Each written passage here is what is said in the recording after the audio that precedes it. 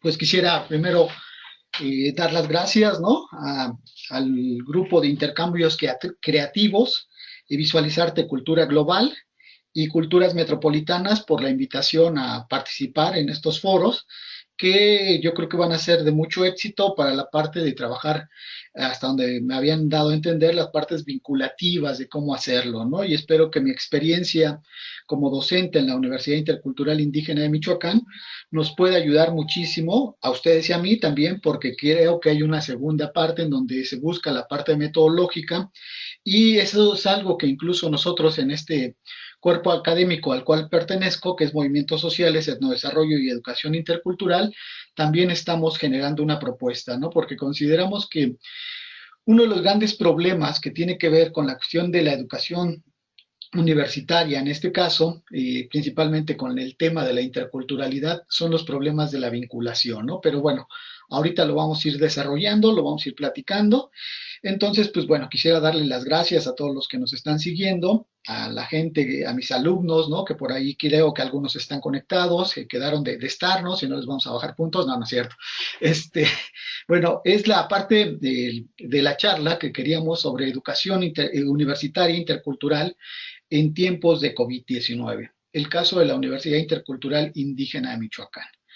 ¿Por qué era importante para mí y también, bueno, lo compartí con Pablo y presentar esto? Porque creo que esta parte de la pandemia nos está dando situaciones de enfrentarnos a nuevas realidades, realidades que estamos como en nuestro confort, en nuestro proceso educativo, profesor-alumno, ciertas cosas, pero la pandemia nos llevó a un confinamiento, nos llevó a una realidad que no teníamos, no estábamos preparados para un nuevo proceso de enseñanza-aprendizaje y lo cual nos llevó a situaciones que yo creo y que por desgracia van a pasar en muchos casos, es la deserción de muchos jóvenes al modelo educativo presencial, pasar a un modelo educativo virtual, que no era la idea, no estábamos preparados para ello, debemos decirlo abiertamente en mi caso, tuvimos que empezar a interactuar sobre la marcha en algunas plataformas como Zoom, como Meet, como Classroom y demás, y nos lleva a enfrentarnos a nuevas realidades, ¿no?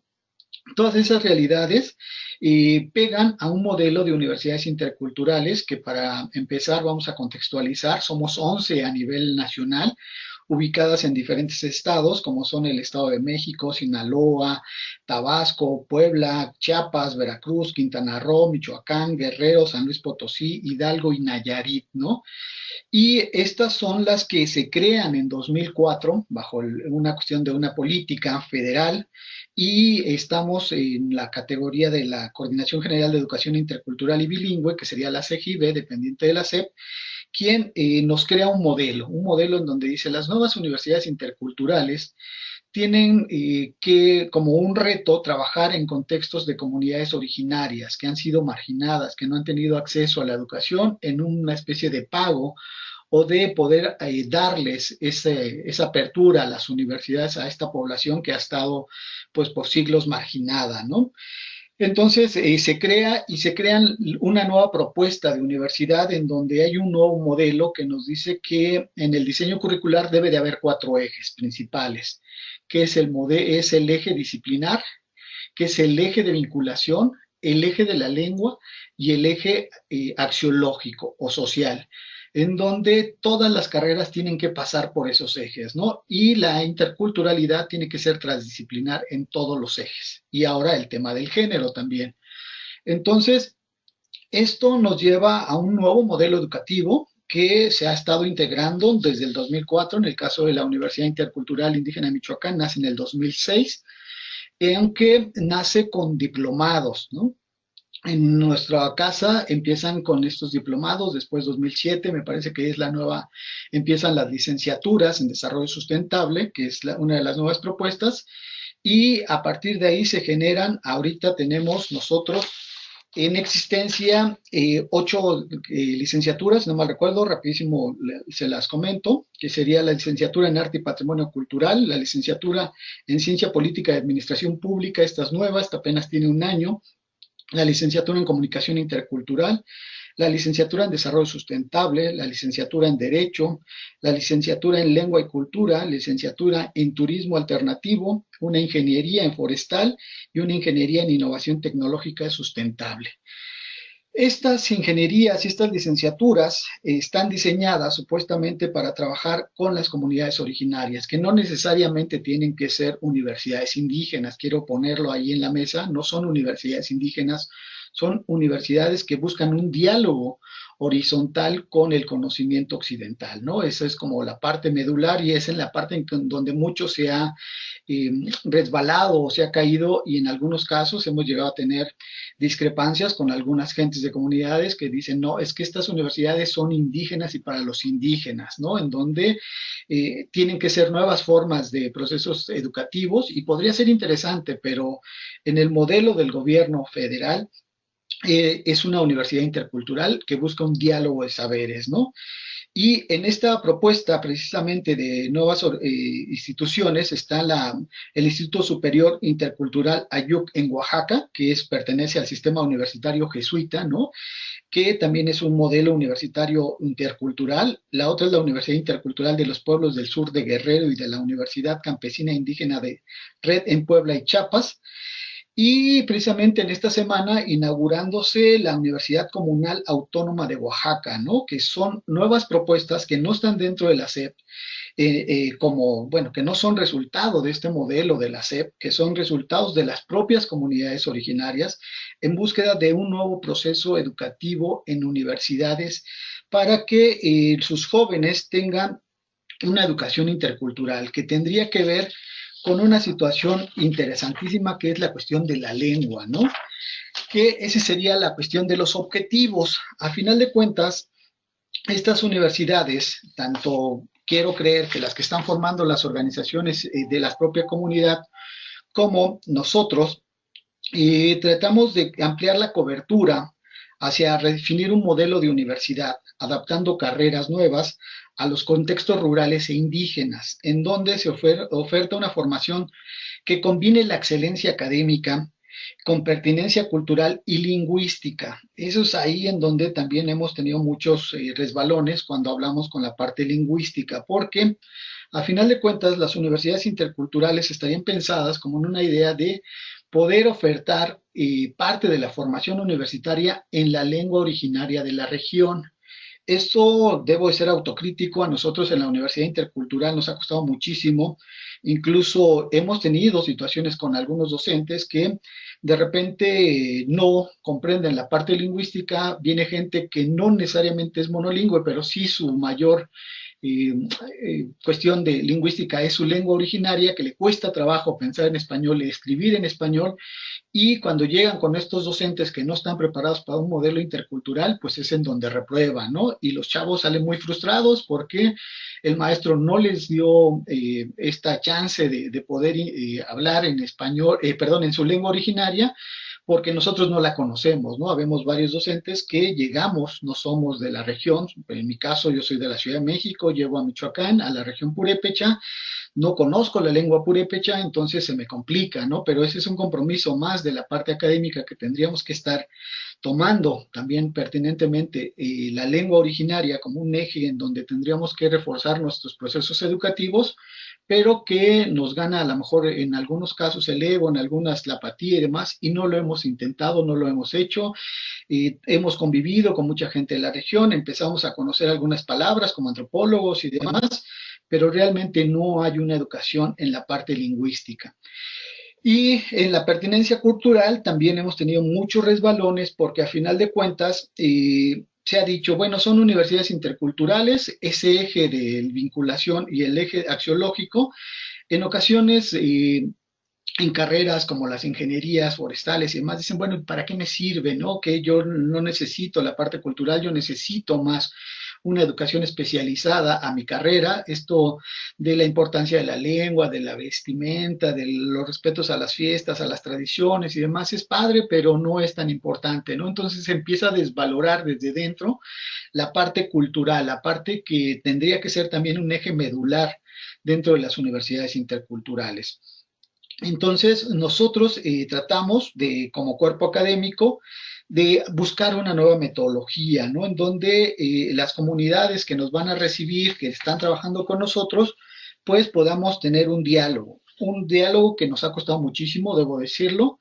Tuvimos ya algunas experiencias trabajando con jóvenes en comunidad, en campo, que es también otra de las partes que implica mucho la Universidad Intercultural, el eje de vinculación, pero cuando llegan autoridades porque administrativas que no entienden la vinculación, que de repente para ellos la vinculación es simplemente sacar a jóvenes a hacer una práctica de campo, y llevarlos a comunidades, estar en comunidades, a lo mejor como antropólogo tengo esa situación, de repente se nos cuestiona mucho, ¿no? O que te dicen, no, es que tienes que llevar un objeto como más claro, no simplemente es ir a hacer trabajo de campo, de investigación a largo plazo, sino a corto.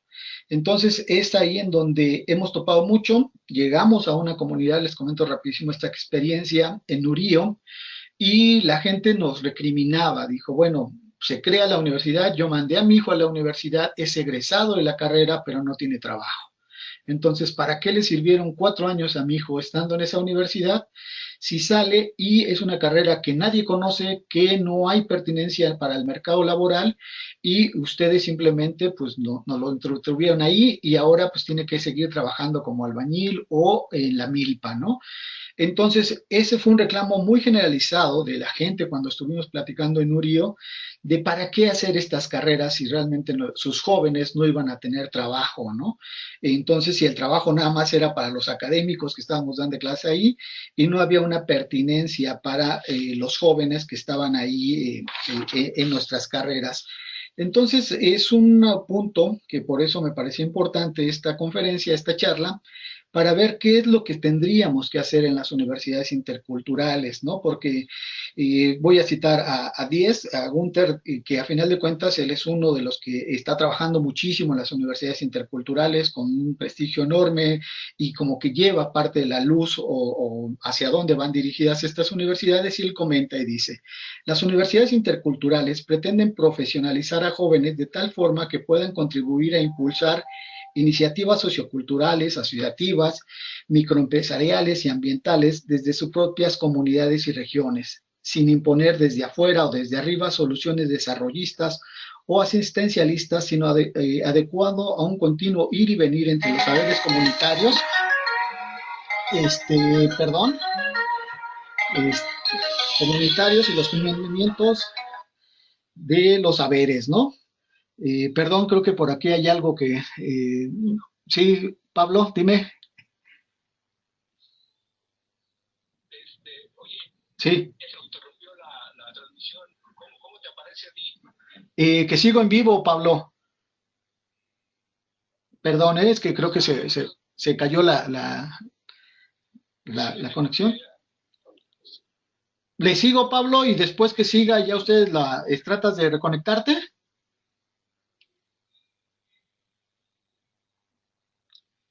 Bueno, seguiré transmitiendo en vivo para quienes nos siguen y bueno, es que Pablo, ¿no? El compañero que nos hizo el favor de invitarnos, pues se estaba retransmitiendo, al parecer se les cayó la transmisión a ellos, espero que podamos solucionarlo y en este caso, pues con quienes nos siguen todavía ahorita, pues seguir transmitiendo, que quede grabado y ya después, pues que la gente que por desgracia no puede seguir en esta charla, pues pueda tenerla, aunque sea grabada, y con gusto, pues bueno, por este medio, si hay alguna duda o comentarios, pues poder seguir dialogando, ¿no? Espero que se pueda tener esto, les comentaba, entonces retomaré la propuesta de Gunther, que precisamente él nos decía que las universidades interculturales, un poco ya resumiendo sus palabras, tienen que ser creadas con ambientes de microempresariales y ambientales desde las propias comunidades y regiones sin imponer desde fuera o desde arriba.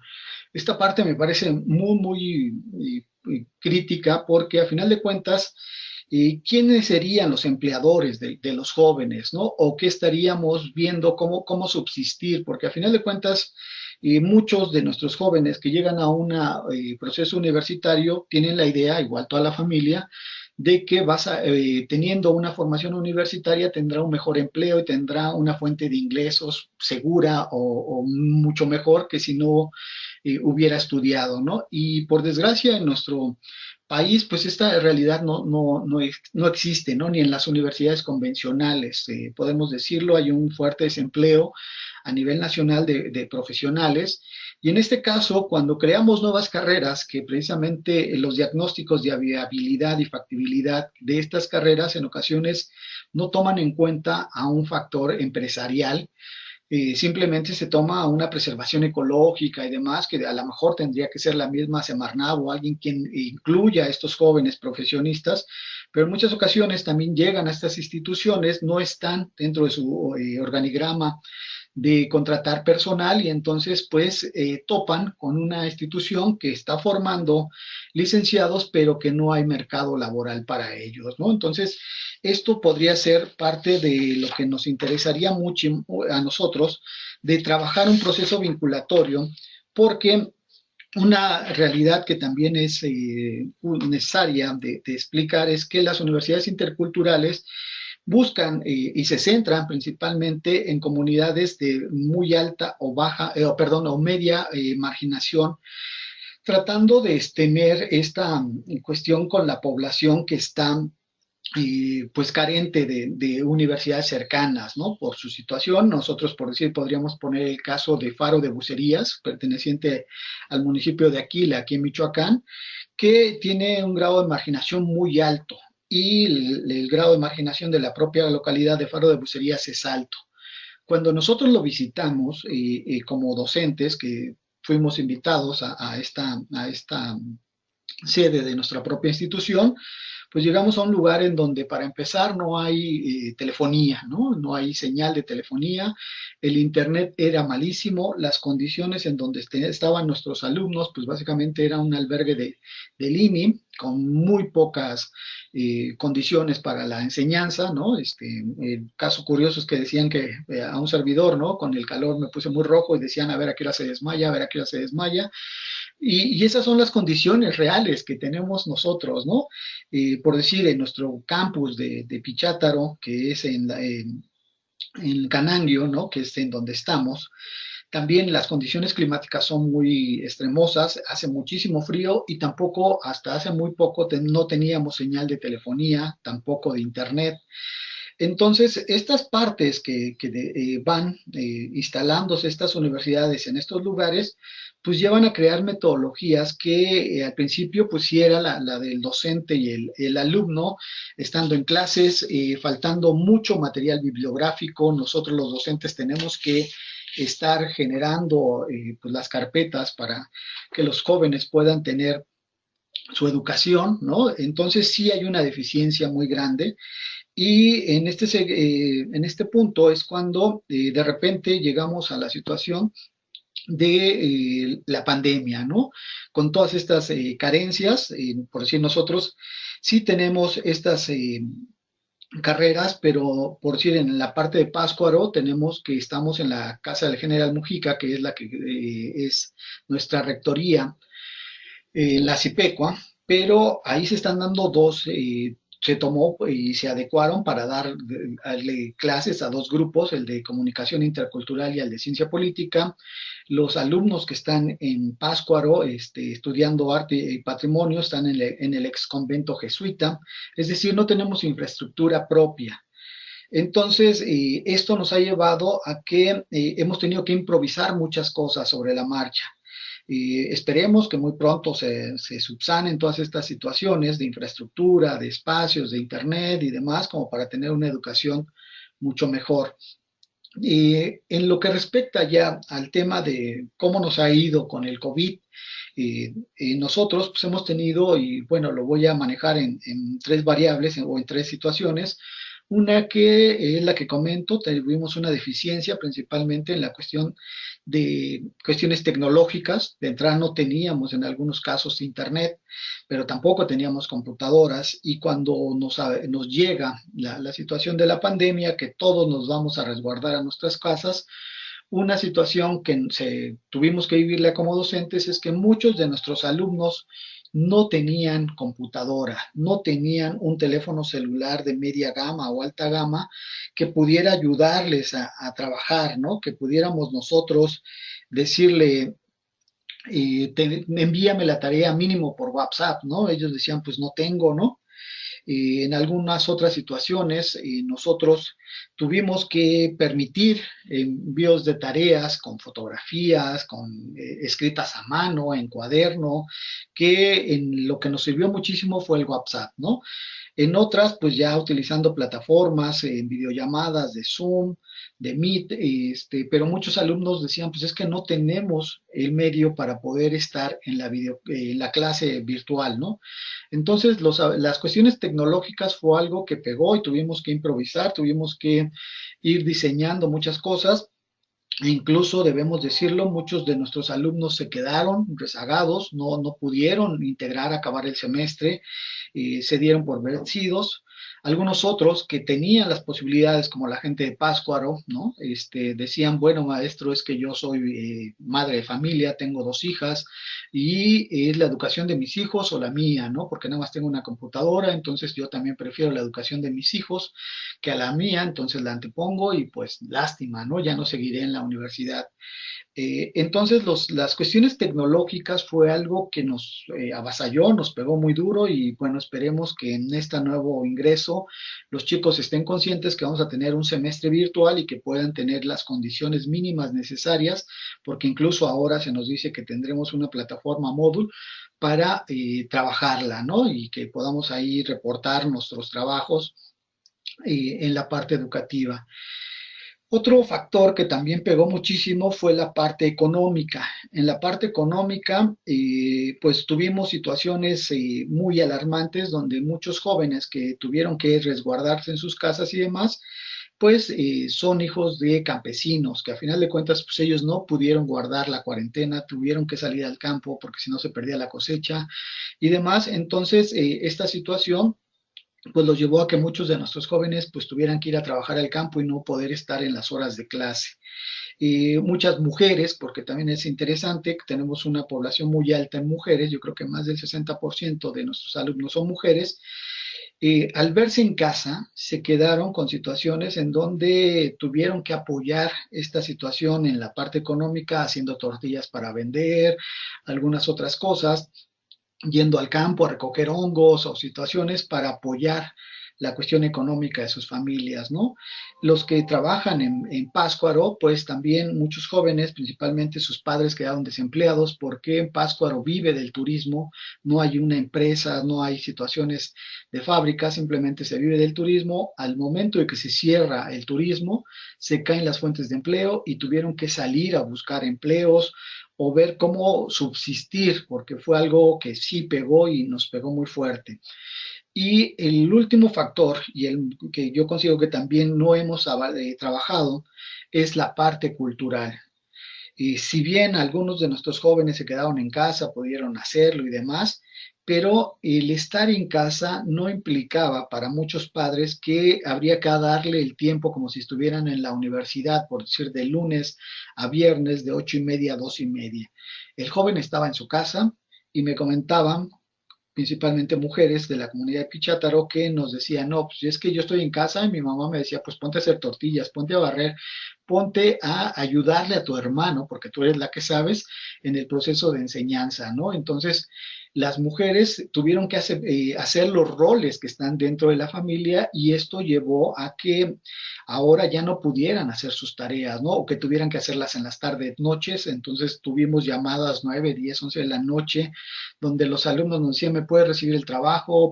¿Me puede explicar qué vio en esta clase? Porque todo el día yo tuve que trabajar, tuve que ir a la milpa, tuve que dar de comer, tuve que enseñarle a mi hermana estas cuestiones de clases. Entonces, los roles sociales que se viven en comunidades originarias llevaron a que nuestros jóvenes no pudieran tener esta educación como debía o como se debía hacer o como lo íbamos llevando cuando iban a la universidad, pues estaban de tiempo completo. En este caso, ya resguardadas en casa, pues no, tuvieron que cubrir los roles sociales que marcan las comunidades.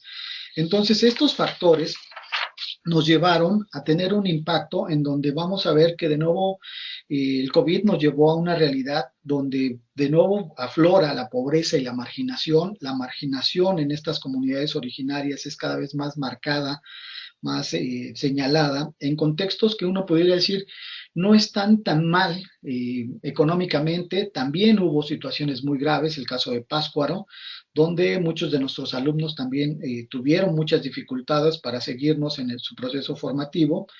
Y entonces la educación es una realidad en estos contextos indígenas, en estos contextos de universidades interculturales, donde va a flaquear muchísimo si sigue esta pandemia como lo vamos llevando en una educación virtual, ¿no? Pero básicamente tendríamos nosotros que adecuarnos y ver cómo trabajamos para solucionar esos problemas, ¿no? No tenemos la dicha o la fortaleza de otras universidades como la UAM, que pudo darle tabletas a sus alumnos que no tenían acceso a una computadora o demás, o de poder brindarles ciertas cosas, no sé, como por decir que se nos pagara el Zoom, que a los docentes, que nosotros tenemos que pagarlo también, ¿no? Como partes de docentes.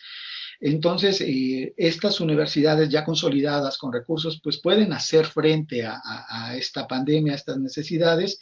En lo particular, la Universidad Intercultural, pues bueno, ahorita nos dicen que nos van a pagar el MOD, que vamos a poder trabajarlo y demás, pero hay situaciones con los jóvenes que hay que subsanar, ¿no? Nos decían posiblemente se van a adecuar los campus con algunas computadoras para que puedan tener acceso ellos al Internet y puedan ahí tener sus clases. Pues bueno, veamos hasta dónde nos resulta viable para tanto a ellos como a nosotros estas nuevas estrategias, ¿no? Lo que sí podríamos ir concluyendo es que la pandemia nos trajo de cara y de frente el México profundo de nueva cuenta, ¿no? Que nos vamos a dar con una realidad que es un país lleno de contrastes, de diferencias, mientras algunos dicen que vamos de maravilla, que la educación se vio afectada, pero con las clases en línea, con todo esto, pues no hay mucho problema, podemos seguir adelante. La realidad en el caso mexicano, en los contextos indígenas, es que es una situación muy, muy complicada que no podemos nosotros estar soportando, ¿no? Y tendríamos que ver cuáles son las propuestas de soluciones, ¿no? Y en esto, perdón, voy a tomar un poco de agua.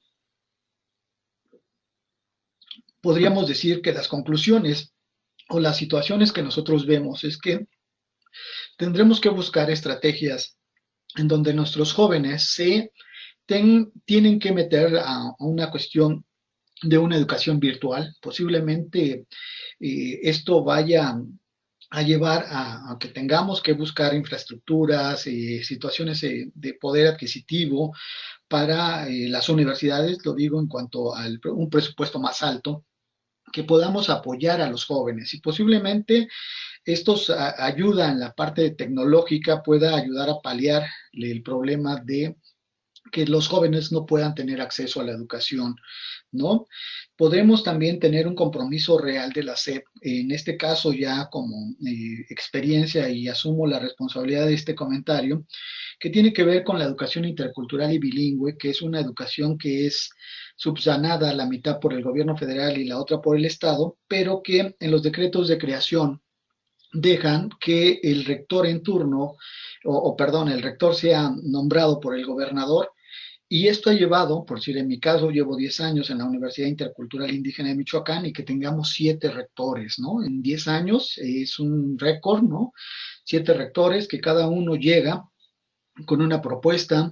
Ahí hemos tenido desde políticos, académicos, rectores que no, su vida útil es de un año y medio, que no se logra consolidar nada, que no traen una propuesta de interculturalidad, que simplemente llegaron porque el gobernador los puso y que en su momento se convierten en un botín político, ¿no?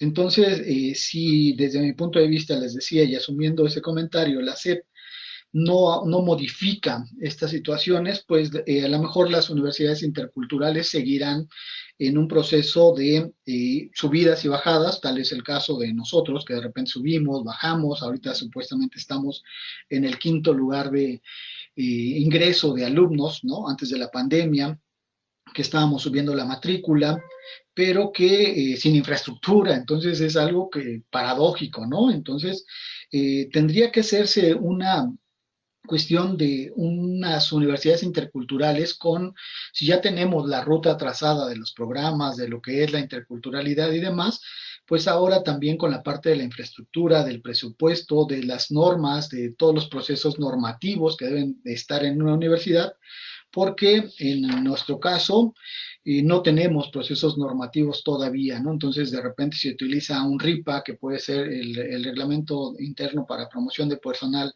académico, a favor o en contra, o que ya se modificó, pero que los académicos no lo conocemos, o que este es el que estaba en borrador, entonces cada quien lo maneja en un tono discrecional, ¿no? Entonces, para ir cerrando y concluyendo, pues las universidades interculturales creo que pueden ser un gran logro y detonante para la educación en contextos indígenas, pero con una educación que realmente tiene que ser valorada de nueva cuenta. ¿Qué es lo que queremos formar y para qué? ¿Qué tipo de carreras queremos que nuestros jóvenes tengan? Si son las que estas nuevas universidades que están emanando de las comunidades indígenas tienen que planteárselo, si van a responder a una situación de mercado laboral, ¿no? O con empresas o demás, o para una autogestión, y que sean conscientes de que si es una autogestión, tienen que ver que los jóvenes estén conscientes de que no van a salir a un mercado laboral que está en las grandes ciudades, que está en otros lados, porque no van a encontrar trabajo, ¿no? Más bien es quedarse en sus propias comunidades, detonar el poder adquisitivo y económico dentro de sus propias comunidades, y que puede ser una posible salida, ¿no? Lo que planteábamos con parte de los que formamos el cuerpo académico, planteábamos es que posiblemente también el proceso educativo, ahora nos han demostrado que la educación en línea puede ser algo interesante, no estamos cerrados a ello, creo que se puede retomar sin violentar mucho la parte de eh, la cuestión del docente que tiene la capacidad de dar una clase, que pueda sí darla en línea sin perder esta parte humanitaria y no hacerlo como una especie de maquila, ¿no? Porque eso es lo que veíamos cuando nos dicen, no, es que ya no eres profesor, eres tutor, ¿no? A final de cuentas pierdes esta parte de ser docente y te conviertes en un facilitador de una clase que ya está armada, que está integrada, que pudiera ser interesante entrarle a este nuevo modelo de universidades en línea con estas cosas, pero sin perder esa libertad de cátedra, en donde el docente también puede intervenir, pueda tener otras cosas, y no simplemente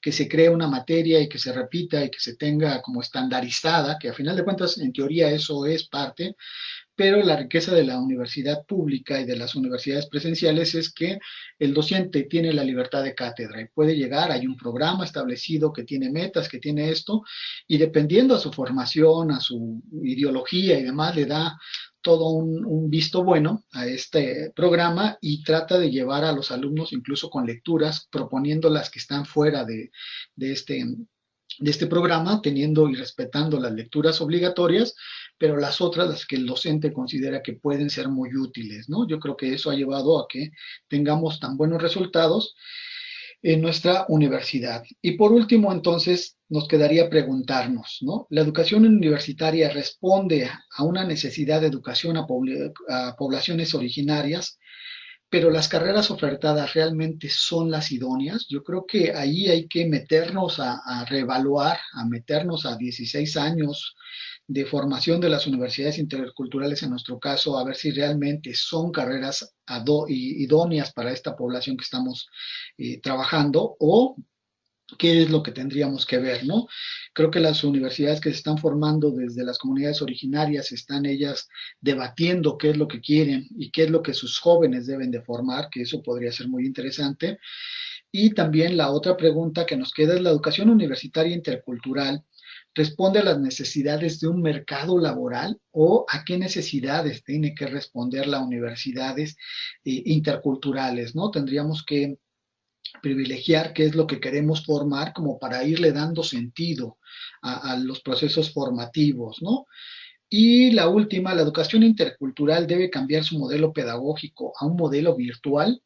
Esto puede ser, y yo lo dejo también como pregunta y en la mesa, puede ser algo que pueda subsanar mucho del rezago educativo. Posiblemente si llegáramos a tener las condiciones en donde las comunidades originarias puedan tener una computadora, algo, podríamos ahorrarnos hasta la parte de las infraestructuras, ¿no? Simplemente con un buen equipo, con señales de internet, con buena señal, bueno, esperemos que pueda dar esas condiciones y bajar el costo de mucha situación de educación y entrarle a un modelo virtual que no lo satanizo, pero tampoco lo idealizo. A final de cuentas que tendríamos que depurarlo, que tendríamos que ver qué es lo que queremos y que puede salir muy barato y puede ayudar al proceso formativo en comunidades originarias, ¿no? Un modelo virtual en donde, como por decir, con este tipo de charlas, con docentes que pueden estar en muchas instituciones de prestigio que no se necesitan trasladar a las universidades, ¿no? Que en ocasiones eso es lo que nos sale muy caro, ¿no? Poder llegar a una institución que nos invitan a Chiapas, que nos invitan acá, pero no podemos porque no tenemos recursos. Entonces, a partir de esto, como lo estamos haciendo ahorita, pues poder el docente transmitir toda su experiencia, ¿no? Lo podemos ver también en la parte ya de la ciencia, cómo se hacen ya cirugías a distancia, ¿no? Donde un médico, no sé, aquí en la Ciudad de México está dirigiendo una cirugía en las comunidades de Chiapas, ¿no? Eso me pasó y me tocó vivirlo, ¿no? Cuando estuve allá. Entonces, este tipo de cosas con Médicos Sin Fronteras, que estamos viendo lo del tracoma, eh, un resultado, ¿no? Estarlo discutiendo vía línea de si era tracoma o no era tracoma. Entonces, estos diálogos virtuales pueden ser riquísimos. Yo creo que lo bueno de la pandemia es que nos está abriendo estas nuevas situaciones para poder nosotros enfrentarnos a realidades nuevas, pero que también nos pueden traer buenos resultados. Y por último, ahora sí, en la parte de la vinculación comunitaria, es trabajar vía distancia, ¿no? ¿Qué es lo que quiere la gente? Y por decir, en estos grupos que me invitaron y demás, me decía Pablo que tenían una educación a distancia de la prepa, pues a lo mejor también podríamos empezar a trabajar educación a distancia universitaria, ¿no? En donde los grupos que tienen que moverse como migrantes, que está trabajando Pablo allá en Cancún, que hay muchos otros que los tenemos aquí en Michoacán, o muchos que están en San Quintín y demás, pudieran empezar a tener una educación a distancia y que pueden generar ciertas sinergias para que el proceso educativo en este país pueda ir mejorando, ¿no? Bueno, no sé, yo lo dejaría hasta ahí, no sé si haya comentarios, dudas, espero comentarios, ¿no? En esta parte del chat. Por desgracia, en la parte de nuestros compañeros de Cancún, se había caído la comunicación, espero que la podamos restablecer y si no, dejarlo hasta aquí, que nosotros podamos dejar los comentarios en esta parte y poderlos ir respondiendo conforme vayan apareciendo. Podemos tener una nueva comunicación para responder las preguntas y comentarios.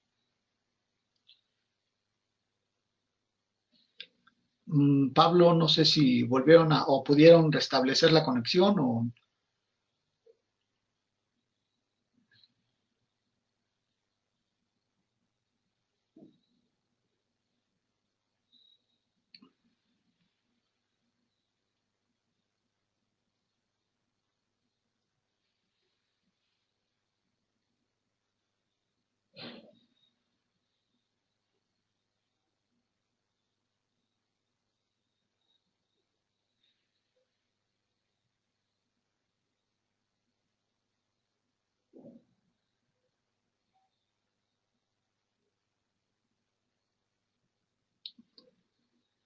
Espero un momentito, unos minutos más, ¿no? Para ver si hay comentarios y si no, cerraría aquí, esperando comentarios ya en la parte del chat, ¿no? Que podamos tenerlos por ahí.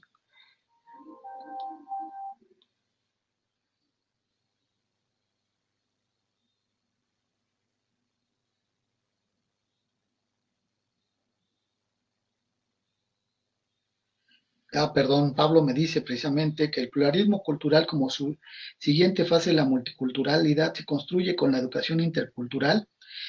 Esto es una pregunta muy interesante, ¿no? En donde el multiculturalismo podríamos tenerlo ya como una situación que se está trabajando, por decir, en la UNAM, ¿no? Está este proyecto de México multicultural, y el pluralismo es en esta parte que nosotros tendríamos que trabajarlo desde la interculturalidad, como si bien se dice, se construye con la interculturalidad, con la educación intercultural, para la cuestión del respeto, ¿no? Porque si bien hemos tenido el Instituto Nacional de Antropología, lo que hoy es el INPI, se me fue, el Instituto Nacional de Pueblos Indígenas, lo reconocemos, pero no les damos toda la parte del peso que deben llevar, ¿no? De las condiciones que tienen nuestras comunidades indígenas.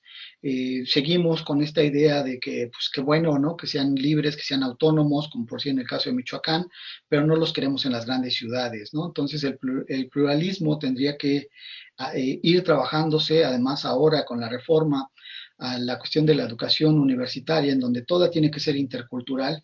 Creo que podemos ir cimentando este pluralismo en donde no simplemente se vea en la parte como folclórica las comunidades indígenas, sino también respetando sus usos, sus costumbres, sus lenguas, todo lo que implica en la cuestión cultural, y que sea valorado, ¿no? Porque también se valora en museos, se valora en ciertas cosas, pero en nuestra parte del andar cotidiano hay más bien un desprecio, ¿no? Incluso lo hemos discutido en el cuerpo académico. En ocasiones la universidad es como el último reducto en donde se desindianiza a las comunidades originarias, porque se les obliga a hablar en español, a escribir en español, se privilegia una lengua extranjera como el inglés, y a final de cuentas no respetamos que también es una lengua originaria que tiene el mismo valor y demás. Entonces tendríamos que empezar a sopesar que también las instituciones tienen que empezar a cambiar en esta parte de ese pluralismo, en donde pueden llegar a pedir, por decir, un tema en una consulta médica en su lengua originaria, y si está dentro de la región también, pues los médicos tendrían que estar obligados, o ellos no, el sistema, a tener un traductor que pueda la gente expresarlo, que haya un respeto, como por decir, no sé, tengo una enfermedad que ellos llaman de filiación cultural, un empacho, pues un respeto y decir, bueno, pues si es un empacho, pues vaya con una médica tradicional. Si es una caída de mollera, no, eso no existe, no haga esas prácticas malas. Tendremos que empezar a convivir con situaciones en donde hay que respetar, hay que saber que es funcional, por decir, las enfermedades de filiación cultural, a final de cuentas tienen una lógica, un sentido e incluso una sanación, y que tenemos que estar abiertos a esto, ¿no? Entonces, se ha intentado con los hospitales mixtos, tendríamos que hacer ese ejercicio como un hospital mixto, pero real, ¿no? Porque al final de cuentas muchas cosas se quedan en el tintero, se quedan en buenas intenciones, pero no hay estas intervenciones, ¿no? Ya más allá, dando seguimiento, o por decir en un juzgado, cuántas gentes en comunidades indígenas no están presas, y de repente esto también nos pasó en Chiapas, ¿no? Cuando tuve la dicha de estar allá trabajando, en algunas condiciones, pues llegaban y que estaba detenido y no sabían ni por qué, ¿no? Y además era una persona que solamente hablaba celtal, tzotzil, y que el juez no sabía ni qué estaba diciendo, no había un abogado defensor que hablara en su lengua.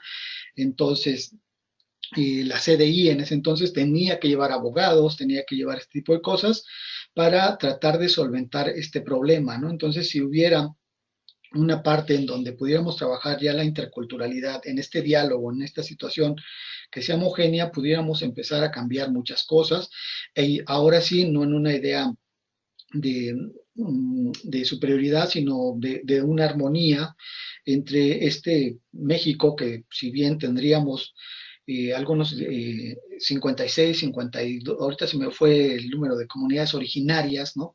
Cada una con sus usos y costumbres, pues tendríamos un gran reto, ¿no? Que cada uno de los estados tendría que estar trabajando para poder trabajar, valga la redundancia, en la integración o en la sana convivencia con los grupos originarios, respetando sus usos y costumbres, ¿no?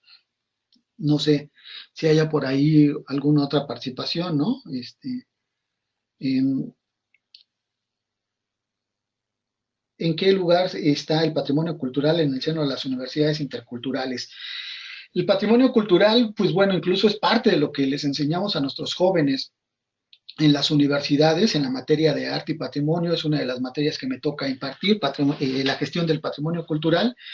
Y lo interesante es que hay un desconocimiento y se dice el patrimonio cultural es solamente lo que el Estado nos está diciendo que es lo que hay que reconocer, pero también dentro de la gestión del patrimonio cultural pueden ser las cuestiones naturales, las reservas forestales, las cuestiones del agua y demás. Entonces la naturaleza, paisajes, es parte de este patrimonio cultural. Algunas vistas y nos hemos quedado simplemente como por decir, aquí tenemos varios pueblos mágicos, ¿no? Pátzcuaro, Insunza, algunos otros municipios que quisieron ser eh, pueblos mágicos por el ingreso que representaban la administración pasada, pero nos han vendido esta idea de que el patrimonio cultural es algo que se está vendiendo, como por decir el tema de la danza de los viejitos, que sí le da mucho reconocimiento al estado de Michoacán, pero ningún beneficio a las comunidades, ¿no? Otro de los reconocimientos que fue la cuestión de la cuestión gastronómica, el churipo, que es parte de un patrimonio reconocido por la UNESCO, pero que cuando tú lo ves ya en el plano a las comunidades originarias no les ha traído nada, ¿no? En la parte de las pirecuas también se ha trabajado, también es reconocido por la UNESCO, es parte del patrimonio, pero que todos los beneficios se los queda el gobierno del Estado, y el gobierno del Estado lo que promociona es esto, sí pirecua, sí danza de los viejitos, sí comida, en su feria gastronómica, pero las comunidades originarias, que desde donde sale, donde emana este patrimonio cultural, pues no obtienen nada, ¿no? A final de cuentas, siguen siendo vistos como una situación que se puede vender, ¿no? Los pueblos mágicos también, ¿no? Qué padre, qué bonitos, todos con las mismas fachadas y demás, pero en ocasiones se crea una élite que es la que se encarga de ese patrimonio cultural, los grandes hoteles, los restaurantes que venden la gastronomía y que te dicen, ah, mira, este es el churipo, este es una corunda y demás, pero se queda en ese sector, ¿no? Y en las comunidades originarias no está bajando nada para ellas, entonces tendríamos que repensar, y es lo que hacemos con nuestros chicos, qué es lo que queremos que se revitalice como patrimonio cultural y para qué o para quién, ¿no? A final de cuentas, por decir, Paracho ha tenido un boom después de la película de Coco, ¿no? Ahora ya hasta había una guitarra de Coco ahí en Paracho, pero también es reconocido por los lauderos principalmente y en esta producción de guitarras que tendrían que tener, más allá de esa proyección de una película de Disney o no, ver qué es lo que queremos como patrimonio cultural y para quién, ¿no? Si lo vamos a preservar, si lo vamos a rescatar y que las comunidades que estén preservando, curiosamente, las reservas ecológicas en un contexto natural, están en las comunidades originarias y nosotros no los ayudamos a que sigan preservando. El caso de Cherán, que tuvo que levantarse en armas para defender sus bosques, ¿no? Tuvieron que hacerlo ellos y demás, y en algún momento hasta hubieran podido declararlo patrimonio cultural, los bosques de pinos, pero si no hay una ganancia para un gobierno, para un estado, no hay más, ¿no?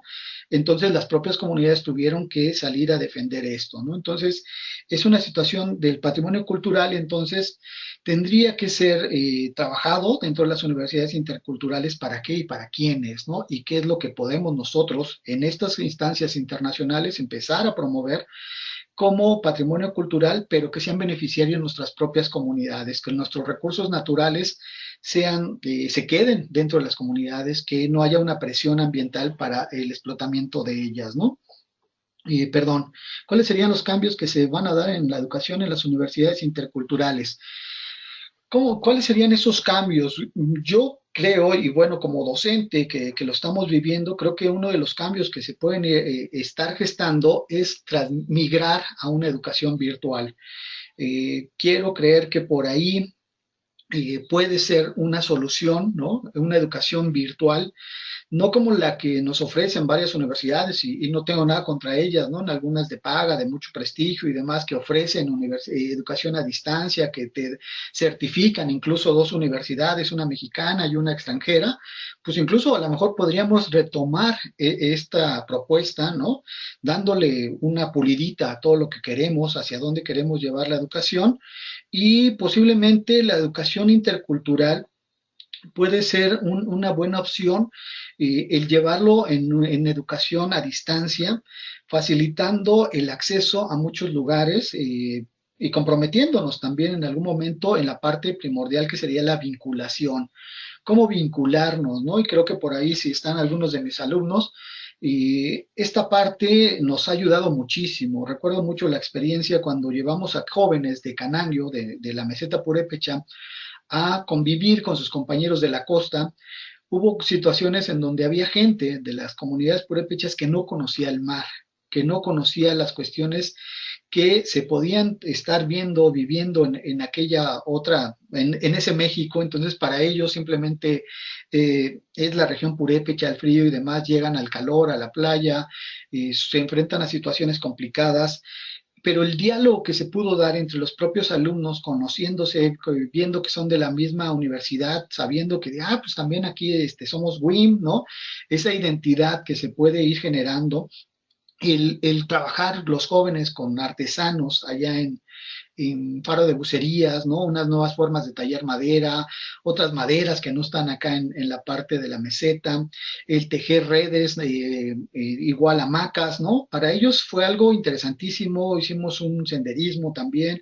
Entonces, esta parte de la educación intercultural puede ser estar conviviendo con nuestros propios compañeros, con nuestros propios grupos, estar en un proceso de vinculación más fuerte. Creo que eso es algo que forma mucho el carácter de nuestros alumnos, que puedan ir teniendo un panorama cada vez más abierto y que lo vivan, ¿no? Hasta donde me han comentado, y no es que sea narcisista, es que decían, esa práctica, la costa nos ayudó muchísimo, maestro. Entendimos muchas otras cosas, como por decir en la cuestión alimentaria, pues la gente de la costa vive de los productos del mar, nosotros vivimos de productos más de la sierra, la idea del maíz, ¿no? De una mazorca más grande, una mazorca más pequeña en la costa, de ciertos productos que van a estar en cada una de las regiones. Eso ayuda a que nuestros jóvenes ahora sí integren esta parte intercultural y dicen, no, es que nosotros hacemos así las tortillas, es que nosotros las hacemos de esta forma, es que nosotros no le damos la utilidad a esto. Esta planta la conocemos, pero no la utilizamos. Nosotros sí la conocemos, la utilizamos de esta forma. Entonces, eso es la riqueza de una vinculación comunitaria y de una educación intercultural que pudiera ser un proceso de cambio, ¿no? En donde nuestros alumnos dejen la formación de aulas, porque al final de cuentas, bueno, a lo mejor también aquí va mi deformación como antropólogo, tendría que salir a conocer qué México está viviendo y qué México necesita a estos, no sé, licenciados en arte y patrimonio, en desarrollo sustentable. Como por decir, rapidísimo ahí nos dicen de repente, no, es que tenemos que preservar el bosque, cuidarlo, nuestros compañeros agrónomos, ¿no? Y pues si la gente, tú vas aquí a las comunidades y es el lugar en donde está mejor preservado, ¿no? Es que sí han preservado los ojos de agua, sí, pero no vemos las partes culturales que pudiera ser. La han preservado porque hay un mito, un cuento, una leyenda, que se aparece una sirena, que si te metes a nadar en ese ojo de agua, que es vital para ellos, te pueden salir ronchas, te puedes enfermar, puedes perder tu espíritu. Entonces, esta parte cultural es la que ayuda a integrar a la preservación de esta naturaleza. Y eso es algo que en las ciudades hemos perdido, ¿no? Llegamos a un lugar, no pedimos permiso si hay algunas deidades y demás, simplemente decimos hay que refrescarnos, qué padre, ¿no? Qué rico. Entonces, el visitar incluso algunas comunidades nos dicen, bueno, es que tienen que pedirle permiso al cerro, a los vientos, ¿no? Entonces, esa parte yo creo que es la que puede salvar mucho la educación intercultural en estos procesos, ¿no? Entonces, no sé si por ahí vaya respondiendo a las preguntas, perdón, y si hay algunas otras más. Eh, Esperaría aquí con Pablo, ¿no? Eh, Tengo aquí algunos otros, ¿no?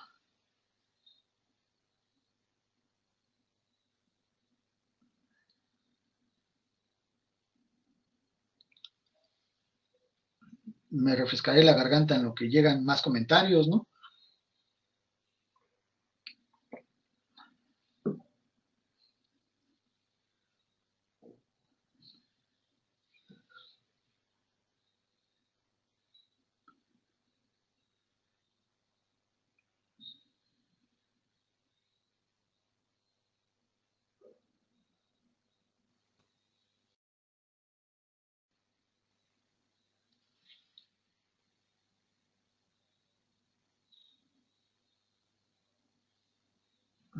Seguimos esperando un poquito más, ¿no? Si hay más comentarios, más dudas.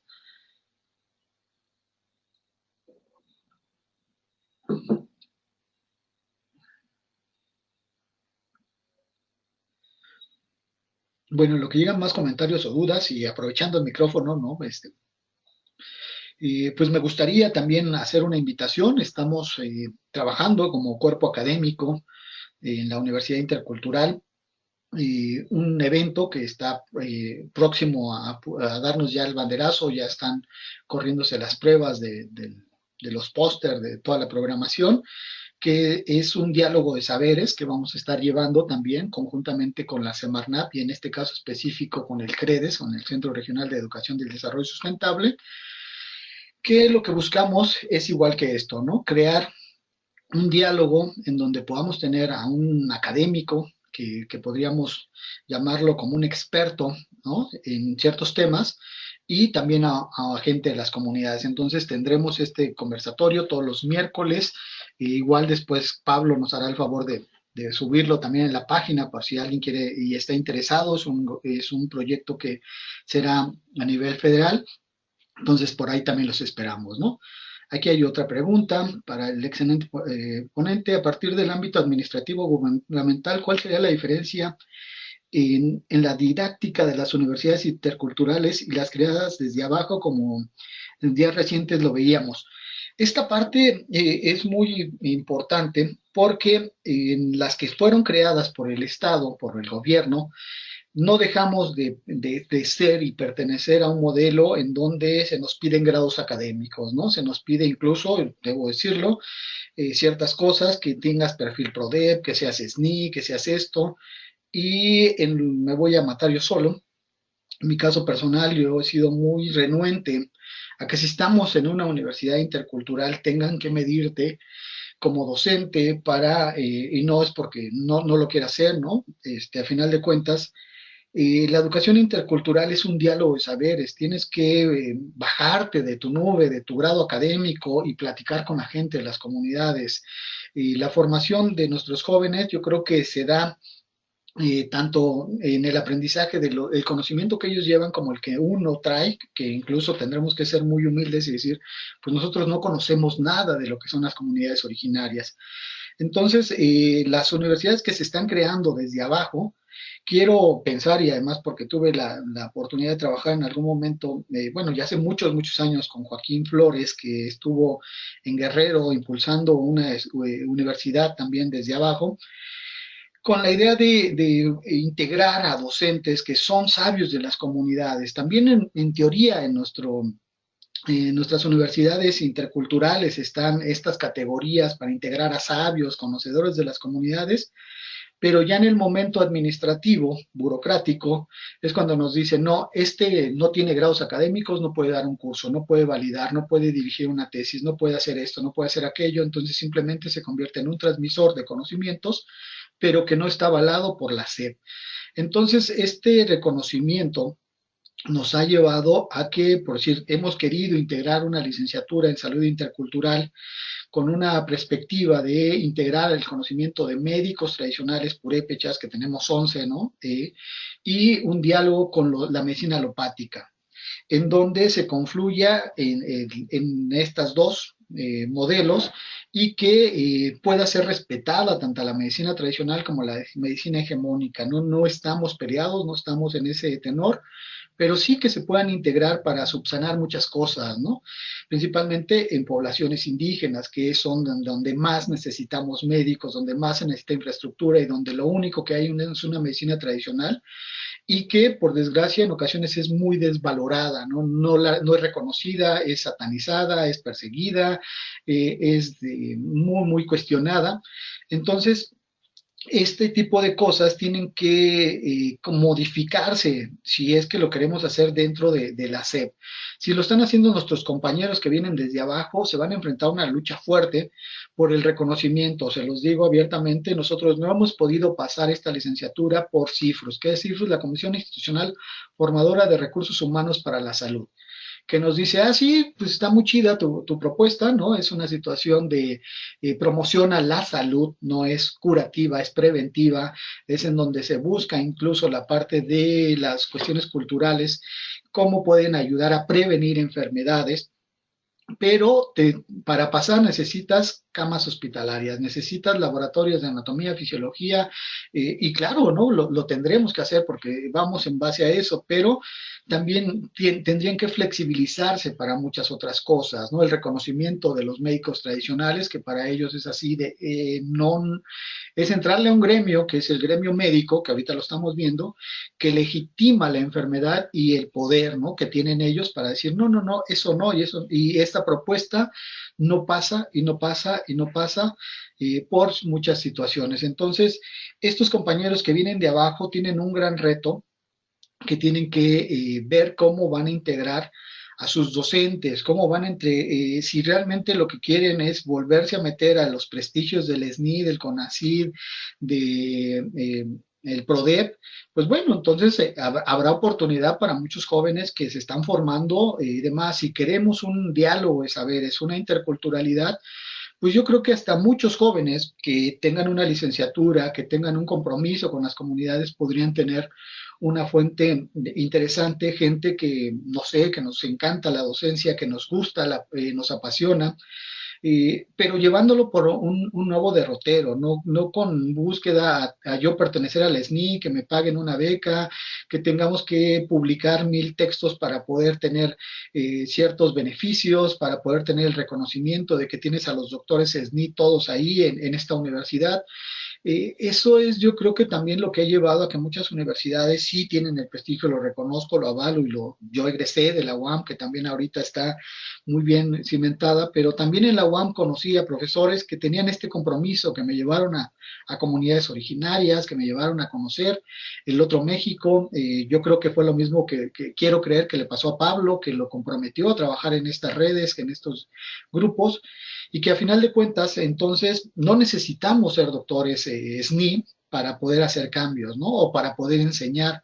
Se puede enseñar con pasión, con el gusto, con el grado, y es lo que estarían ahorita en ese reto nuestros compañeros que vienen de abajo, ¿no? Que desde sus propias formaciones comunitarias estarían ellos y tendrían que evaluar a sus docentes, ¿no? Y hacia dónde quieren llevar esa formación docente, hacia la preservación de la ecología, de la naturaleza. No dudo que si haya muy, muy buenos expertos académicos, pero también dentro de su propia sociedad, de su propio grupo, por decir, aquí habrá guandaris, gente de poder, gente que puede transmitirle muchos valores a nuestros jóvenes. Creo que ahí está el punto nodal. Volver a estos valores que hemos perdido y que nos han costado mucho, en donde no hay respeto por la naturaleza, no hay respeto por el ser humano y lo único que respetamos es la parte económica, ¿no? Todos queremos vivir en teoría bien, pero no sabemos ni cuál es el buen vivir, ¿no? O para qué queremos vivir bien, con tantas cosas, tantos lujos, tantas comodidades, cuando a final de cuentas podríamos ser felices con una dieta de una comunidad originaria, una casa no mal, no bien, pero bueno, ¿qué es lo que buscaríamos que pudiéramos tener todos, ¿no? No sé si hay otro comentario. Perdón, me dice Pablo que pues ya se nos acabó el tiempo, ya nos excedimos, ¿no? Pero que tendremos un segundo programa conmigo. Ah, muchísimas gracias, ¿no? Entonces por ahí los esperamos y estaremos en contacto, ¿no? Muchísimas gracias por su audiencia y pues los espero en un segundo momento que podamos platicar. Muchísimas gracias, Pablo, y muchísimas gracias a este grupo que nos tuvo la dicha de invitarnos, ¿no? Y pues bueno, pues aquí estamos a sus órdenes.